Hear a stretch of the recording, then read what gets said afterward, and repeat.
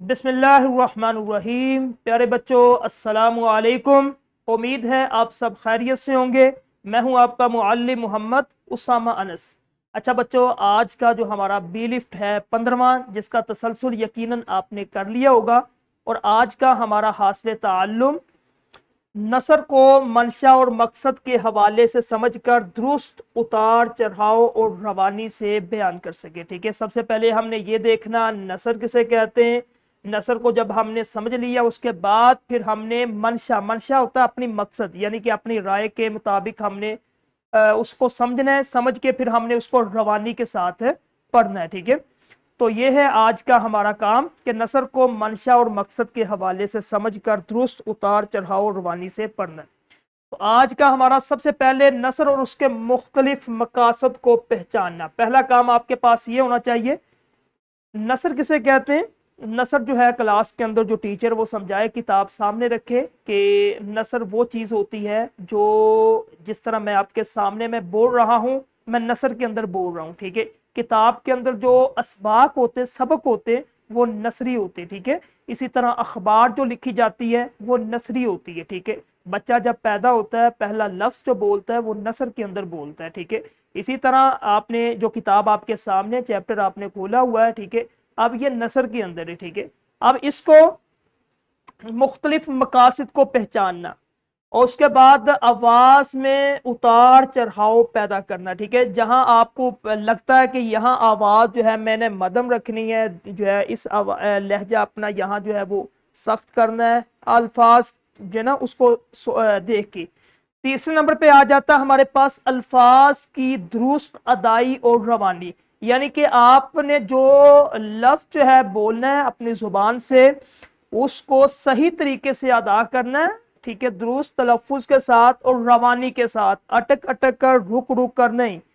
اور آخر میں ہم نے رموز اوقاف کا عملی استعمال کرنا۔ رموز اوقاف جس طرح ہم نے پچھلا لیکچر پڑھا تھا، اس کے اندر میں نے آپ کو بتلایا تھا، اور ٹیچر جو ہے وہ بھی بتلایا کہ رموز اوقاف کسے کہتے ہیں، کہ عبارت میں کس جگہ پہ ہم نے رکنا ہے، کس جگہ پہ ہم نے کم رکنا ہے، کس جگہ پہ جب جملہ ختم ہو گیا تو کتنا آپ نے ٹھہراؤ کرنا ہے۔ ٹھیک ہے، تو نثر کا منشا اور مقصد کیا ہے۔ ٹھیک ہے، سب سے پہلے آپ نے دیکھنا ہے کہ اس نثر کا مقصد کیا ہے۔ یہ جو ہم پڑھ رہے ہیں بیانیہ ہے، کہانی سنانے کا انداز ہے، یا پھر مکالمہ ہے، دو یا دو سے زیادہ لوگوں کی گفتگو ہو رہی ہے اس کے اندر، یا پھر اس کے اندر کوئی معلوماتی بات ہو رہی ہے۔ ٹھیک ہے، حقائق بیان کیے جا رہے، یا پھر ایسی تحریر ہے آپ کے پاس، نثر ہے جس میں سوال پوچھنے کا انداز ہے۔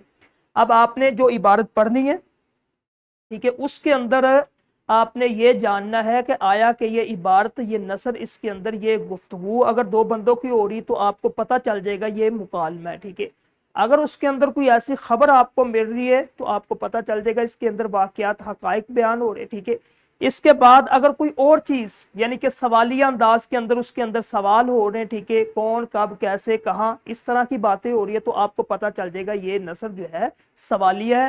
اور کلاس کے اندر جو ٹیچر ہے ایک چھوٹی عبارت جو ہے وہ پڑھے گا، پھر ہر ایک بچے سے اس کی سرگرمی اسی طرح مختلف دو دو تین تین لائنیں جو ہے وہ بولے گا۔ کچھ سوالیہ ہونی چاہیے، کچھ مکالمے کی انداز میں ہونی چاہیے، کچھ بیانیہ ہونی چاہیے، اور ہر بچہ اس کو مکمل کرے گا۔ ٹھیک ہے، اس کے بعد ہے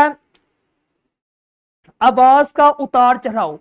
ٹھیک ہے، آپ نے کس جگہ پہ بلند آواز کرنی ہے، جوش، غصہ یا خوشی کے لیے۔ جب الفاظ آ جائیں خوشی والے، جوش والے یا غصے والے، وہاں آپ نے اپنی آواز کو بلند کرنا ہے۔ ٹھیک ہے، اور جس جگہ پہ الفاظ افسوس کے، سنجیدگی کے یا بزرگانہ شفقت کے لیے، وہاں آپ نے دھیمی آواز۔